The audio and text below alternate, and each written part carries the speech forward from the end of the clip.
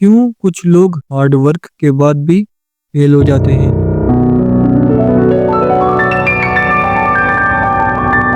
अगर देखा जाए तो सवाल काफी साधारण है, पर इसके परिणाम काफी बड़े, क्योंकि बात जिंदगी की जो है, और बदकिस्मती से हम सभी के पास एक ही जिंदगी है। अगर हार गए तो सब खत्म, मानो जैसे तो कभी कुछ था ही नहीं। बचेगा तो फिर वही अंधकार, जिससे ना तो भागा जा सकता है और ना ही अपनाया जा सकता है। अगर आप में से भी किसी ने भी अपनी जिंदगी में हार का एहसास किया है, तो शायद ही तुमने इससे बुरा कुछ महसूस किया होगा। पर हम इस एक अनुभव की बात नहीं करेंगे, बल्कि इससे बचने के लिए हम इसी के बारे में समझेंगे। The psychology of failure. आमतौर पर इसकी बहुत सी वजह हो सकती है, कुछ छोटी और बहुत सारी बड़ी, और कुछ ऐसी भी जो किस्मत पर डिपेंड करती है, पर इसे हम कंट्रोल नहीं कर सकते। तो इस पर बात करना भी बेवकूफ़ी होगी।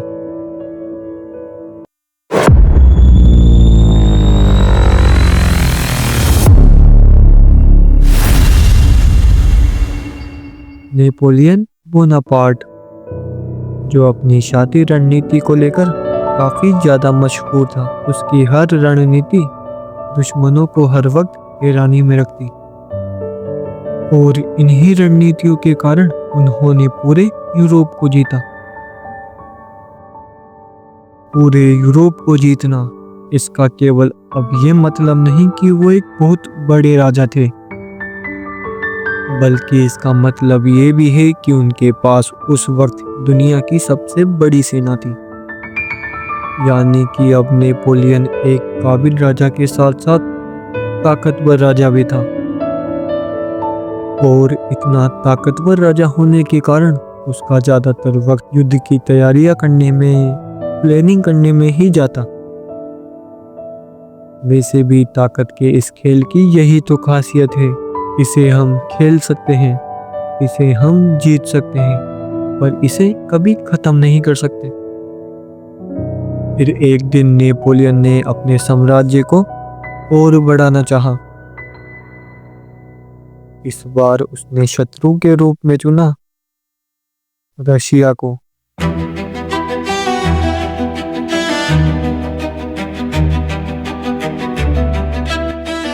जल्द ही नेपोलियन ने युद्ध की सारी रणनीतियां तैयार कर दी, और अपनी विशाल सेना को भी।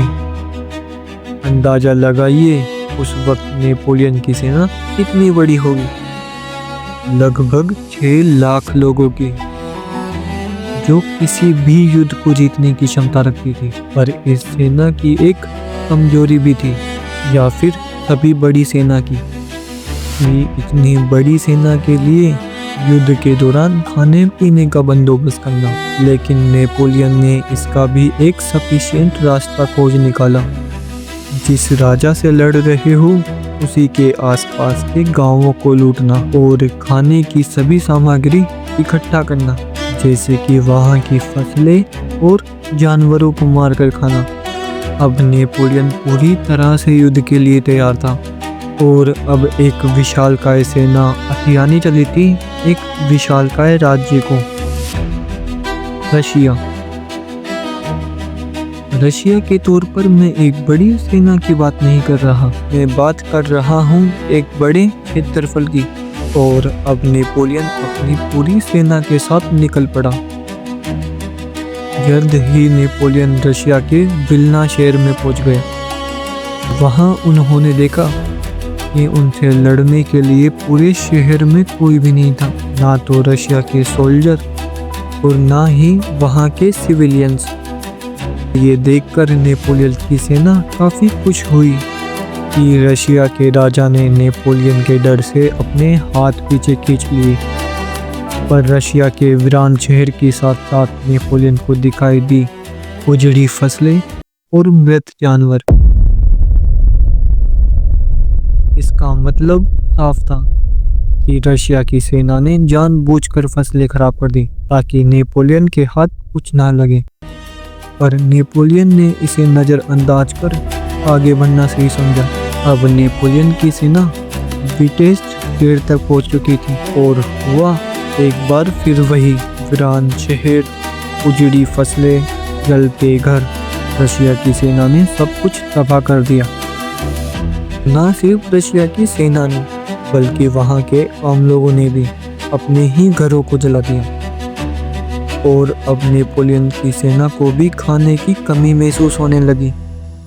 पर नेपोलियन आगे बढ़ता रहा और अब नेपोलियन पहुंच गया रशिया के स्मोलेंस्क शहर में। इस बार उसे वहां रशिया के कुछ सैनिक मिले और दोनों सेना कुछ हद तक आपस में टकराई भी। फिर रशियन सैनिकों ने अपने कदम पीछे ले लिए। एक बार फिर नेपोलियन की सेना में जीत का माहौल छाने लगा और फिर एक बार नेपोलियन आगे बढ़ने लगा और पहुंच गया बोरोडिना शहर में। पर इस बार वीरान शहर की जगह दिखाई दी रशिया की सेना और वहां पर दोनों सेनाएं पूरी तरह से आपस में टकराई।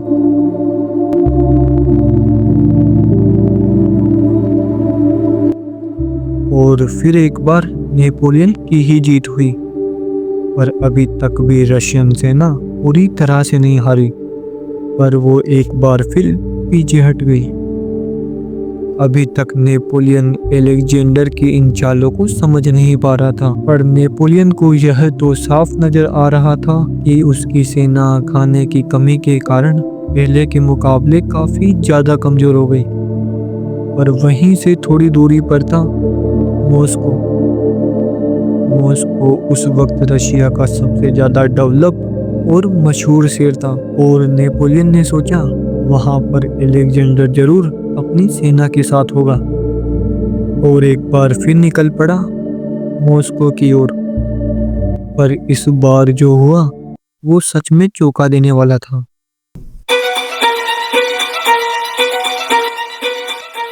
एक बार फिर मॉस्को में नेपोलियन को उजड़ी हुई फसलें और बर्बाद हुए घर दिखाई दिए और अब नेपोलियन को यह पूरी तरह से समझ में आ चुका था कि वो ये लड़ाई पूरी तरह से हार चुका है, क्योंकि वो बिना किसी खाने के यहाँ कुछ दिन तक भी नहीं टिक सकता।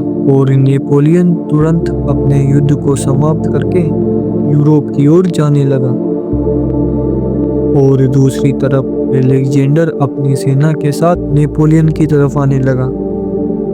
और सबसे जरूरी तीसरी तरफ अक्टूबर का महीना भी खत्म होने को था, यानी कि भीषण ठंड। मानो जैसे तो ताश के सभी पत्ते नेपोलियन के ही खिलाफ हों। पर नेपोलियन बिना किसी खाने के दिन रात चलकर स्मोलेंस्क तक पहुंच गया और यहाँ तक आते आते नेपोलियन की बहुत सी सेना भूख की वजह से ही मर गई और कुछ युद्ध की वजह से, और जो सेना बची वो भी काफी ज्यादा थक चुकी थी, यानी कि नेपोलियन की सेना काफी तेजी से कम हो रही थी और ठंड बढ़ रही थी। पीछे से अलेक्जेंडर लगातार नेपोलियन की सेना पर हमला कर रहा था। अब चलते चलते नेपोलियन की सेना के पंजे अच्छे फुटवेयर ना होने की वजह से जमने लगे या फिर सड़ने लगे। उन्हें बहुत सी बीमारियां होने लगी। खराब खाने की वजह से उनके पेट खराब होने लगे। अब रशिया के आम लोग भी नेपोलियन की सेना पर हमला करने लगे। अब नेपोलियन किसी भी तरह यूरोप तक पहुंचना चाहता था, पर फिर उसे चुनौती के रूप में दिखाई दिए बर्फ के टीले। और जैसे ही नेपोलियन की सेना उन्हें पार करने की कोशिश करती या फिर उन पर चढ़ती तो नीचे गहरे खड्डे होने के कारण उसी के अंदर दब जाती। इसी तरह नेपोलियन की बहुत सी सेना बर्फ में ही दबकर मर गई। बची हुई सेना उन मरे हुए लोगों को ही खाने लगी। फिर चलते चलते नेपोलियन आखिरकार यूरोप तक पहुंच गया अपनी सेना में मौजूद 40,000 से भी कम लोगों के साथ। ये नेपोलियन के लिए वाकई में एक बड़ा झटका था। हमारी लाइफ के छोटे छोटे डिसीजन हमारी ज़िंदगी को बहुत बुरी तरह से इफेक्ट करते हैं, पर यही चीज़ नेपोलियन नहीं समझ पाया। उसने बार बार वो गलतियाँ की जो उसे कभी नहीं करनी चाहिए थी, और द बटरफ्लाई इफेक्ट इसे ही कहते हैं। यानी कि हर एक छोटे छोटे डिसीजन हमारी एक बड़ी हार को जन्म देने की क्षमता रखते हैं। यकीनन आपके भी कुछ सपने होंगे, और उन सपनों को पूरा करने के लिए डेडलाइन, और जब आप डेडलाइन सेट करते हैं तो आप अपने एम्बिशंस को लेकर काफ़ी ज़्यादा मोटिवेटेड रहते हैं। उस मोटिवेशन के चलते आपको अपने काम में ही खुशी मिलती है, या फिर ये सोचकर कि मैं अपने सपनों को पूरा करूँगा। पर जैसे जैसे दिन गुजरते हैं वैसे वैसे हमारा दिमाग हम पर हावी होने लगता है और हम इमोशनली नम पड़ जाते हैं।